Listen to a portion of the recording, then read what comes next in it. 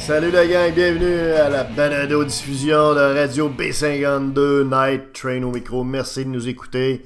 Continuez à vous abonner à YouTube, également à notre page Facebook Radio B52. On part ça.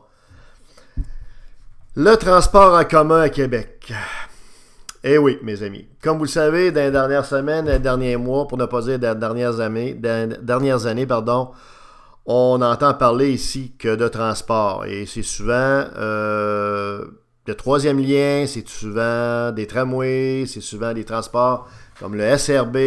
C'est souvent des dossiers comme ça de plusieurs milliards, n'est-ce pas, qui sont discutés over and over par nos grands penseurs à la radio et nos grands leaders mégalomanes comme le maire de Québec et puis les gens au gouvernement qui sont ces serviteurs.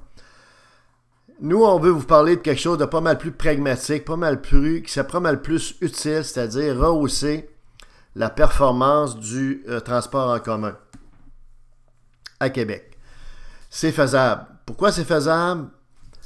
Ben parce que il y a des villes un peu partout dans le monde, on va vous donner quelques exemples, qui ont réussi effectivement à rendre à nouveau le système de transport en commun, les autobus, attrayants et non seulement une alternative occasionnelle, mais un mode de transport privilégié par beaucoup de citoyens dans leur ville. Alors pourquoi pas Québec? OK?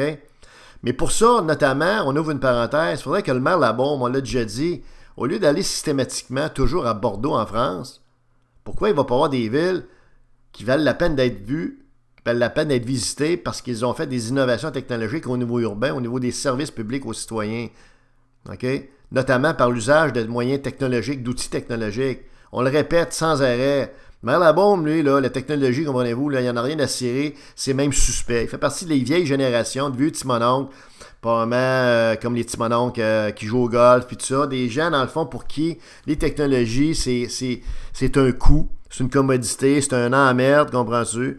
Malheureusement, il y a beaucoup de monde qui pense de même, puis souvent au niveau des dirigeants, que ce soit au niveau, que ce soit le maire de Québec, que ce soit le premier ministre du Québec, les ministres, les députés.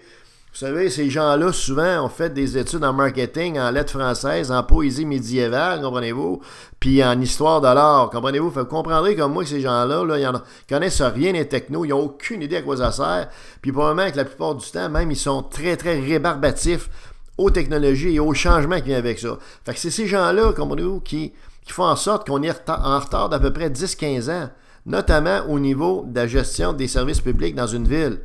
OK? Donc, là-bas, au lieu de perdre ton temps à aller à Bordeaux, on va en avoir des villes comme Boston, comme New York, comme Dallas, comme Vegas. On est allé à Vegas et on l'a pris, le système de transport. On l'a fait le test. Des villes, dans le fond, qui sont en avant, qui sont des leaders. Tu sais, y a-tu moyen d'aller voir des villes qui sont high-tech, qui sont smart city? C'est de même ça s'appelle en bon québécois. Devenir une smart city. Là-bas, s'il ne dormait pas au gaz, là, puis s'il y avait de quoi à dire dans la présente campagne électorale, ça serait justement ça. Ça serait de dire, moi, ma vision, c'est de faire la ville de Québec la Smart City numéro 1 au Canada. Commençons donc par le Canada. C'est déjà un gros ballpark pour lui, là. Mais au moins, ça donnerait une cible, puis ça donnerait un élan, puis une swing pour dire, regarde, on va faire des moves, des gestes concrets, on va mettre en place des services, OK, aux citoyens qui vont faire en sorte que l'expérience citoyenne au niveau des services publics dans la ville de Québec va être tripante, va être le fun, va être rapide, efficace, puis pas coûteuse pour les citoyens, sans être obligé d'augmenter leur compte de taxes encore. OK?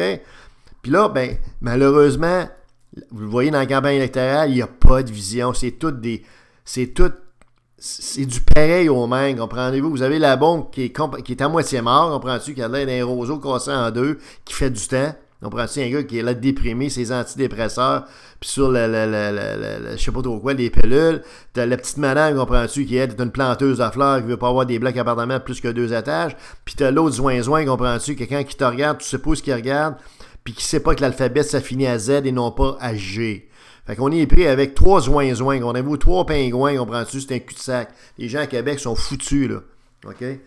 Ça, on revient à ça. Donc, le service de transport en commun, c'est un exemple qu'on veut donner pour illustrer qu'il y a moyen d'améliorer la qualité de vie dans une ville avec des initiatives concrètes qui ne sont pas très coûteuses, Certainement pas autant qu'un troisième lien, puis un SRB, puis toutes ces patentes-là, comprends-tu, qui sont disproportionnées en termes de capacité financière par rapport à la capacité d'une ville qui est en faillite technique comme Québec, puis par rapport à un gouvernement qui n'a pas de maudite scène dans ses poches, puis qui n'arrête pas de pomper l'argent de tous ses citoyens et de ses entreprises. Donc, on va prendre l'exemple du transport en commun en vous donnant simplement quelques moyens qui ont été utilisés pour faire en sorte que le transport en commun qui était déclinant dans les villes que je vous ai mentionnées tout à l'heure est maintenant en hausse à peu près entre 4 à 8% chaque année depuis 3-4 ans.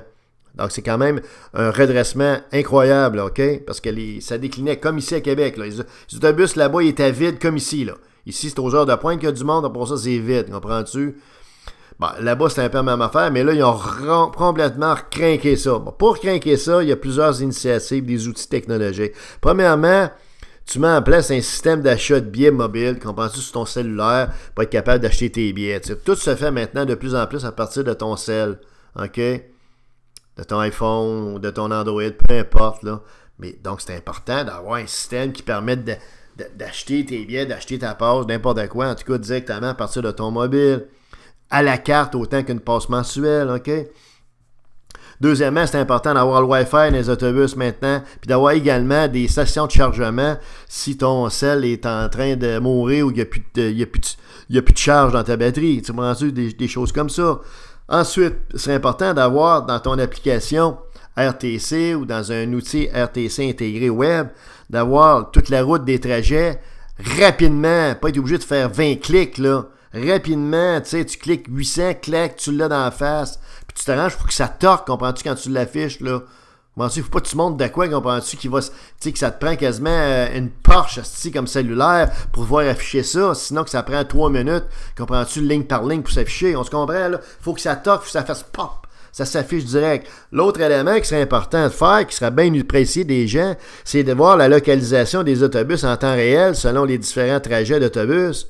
T'es capable de voir, ben tu dis, mettons, je sais pas, pour un numéro de trajet, toi tu t'en vas en marchant, tu dis, ben regarde là, où est-ce qu'elle est mon autobus? Oh, elle est pas trop loin, j'ai le temps de me rendre à l'arrêt, ou oh non, elle est bien trop loin, m'attendre, ou je vais faire un autre trajet, peu importe, mais de voir en temps réel chacun des autobus où il est. Et en passant, ça permet de voir au niveau statistique pour les superviseurs l'efficacité des routes, l'efficacité surtout des chauffeurs selon les différentes heures de pointe dans la journée. Ça permet un monitoring de la performance des conducteurs, puis des trajets, puis des parcours d'autobus. Donc, c'est très important d'avoir un feature comme ça. Localisation real-time, comprends-tu? Tous les autobus de la ville, savoir où ils sont. Tu mets un petit point rouge, un petit point bleu. Bon, tu comprends-tu? Si c'est un point bleu, ben, l'autobus, il est en temps. Sur son horaire, c'est en rouge, ça veut dire qu'il est en retard. Comprenez, là? Il y a moyen de rendre ça visuel, puis très simple pour les gens. Les gens savent exactement où est-ce que leur autobus est, où est-ce que le deuxième va être, s'ils veulent pas prendre le premier. OK? Ça va pour ça? Excellent. On continue. C'est important de connaître les délais estimés. Si on pense qu'un autobus, je sais pas, le 800, tu sais, ou je sais pas trop, moi, le numéro 7 ou le numéro 25, ben, toi, tu veux prendre le 25, tu vas cliquer ça, ça va dire, regarde, le délai estimé pour le prochain arrêt, l'arrêt que tu veux, ben, ça va être dans 15 minutes, dans 17 minutes ou dans 45 minutes. Parce que là, il y a de la neige chez glissant, comprends-tu, l'autobus, il est en retard. Donc, de savoir les délais estimés pour ton autobus, comprends-tu? Me semble ça serait utile, ça, également. Vous pensez pas, vous autres? Non, mais me semble, tu sais, je veux dire, là, Bon, ensuite, c'est important de voir c'est quoi les heures d'arrivée, les heures de départ, puis les heures d'arrivée, selon les parcours, pour être capable de savoir exactement comment ton trajet à toi, comment est-ce ton autobus à toi, tu peux planifier ton temps par rapport à ça, OK?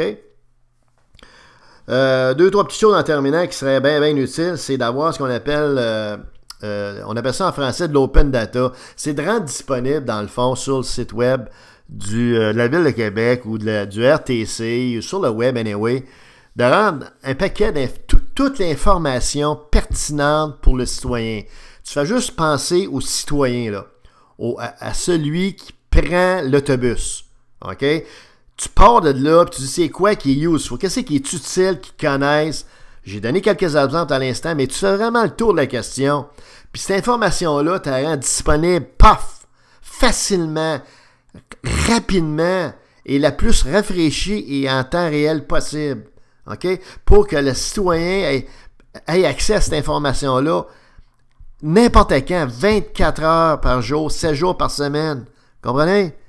Et là, à ce moment-là, on rend l'expérience utile. Dernière des choses qui devraient être faites, c'est d'arrêter de voir les taxis comme Uber, par exemple, comme des concurrents, mais plutôt comme peut-être des partenaires ou des gens qui ont... Voir, dans le fond, un système de transport en commun plus large que juste l'autobus, mais également Uber, puis faire peut-être des kits. Voyez-vous, il y a une ville, c'est la ville de Dallas, puis la ville de Vegas, eux autres qui ont fait, pour inciter les gens à prendre une passe mensuelle d'autobus. À ce moment-là, s'ils le font, ça leur donne 4 passes d'utilisation d'un auto de taxi Uber. OK?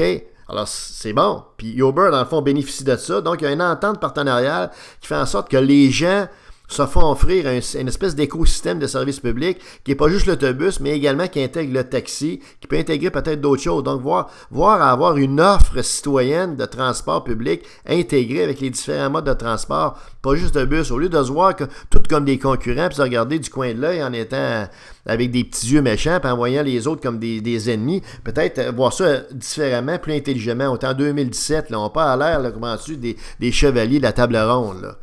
Alors voilà, c'est des choses qui pourraient toutes être faites, ça, si on avait des gens allumés, si on avait du monde, comprends-tu, qui était soucieux de mieux servir les citoyens, si on avait du monde, surtout, qui a un profil puis un leadership, et surtout, une ouverture d'esprit par rapport aux outils technologiques aujourd'hui, en 2017, qui fait qu'on pourrait être la Smart City numéro 1 au Canada. Actuellement, on est la dernière de peloton, c'est normal, parce que tout ce qu'on a à la tête de la ville, c'est un bonhomme qui chicane avec tout le monde, puis des postes de radio terrestres, comprends-tu, qui sont je dirais, comment dirais-je, anecdotiques, qui manquent de profondeur, puis qui font juste, dans le fond, essayer d'alimenter la chicane entre tout le monde. Fait qu'on n'est pas bien dans des vibes positives ici.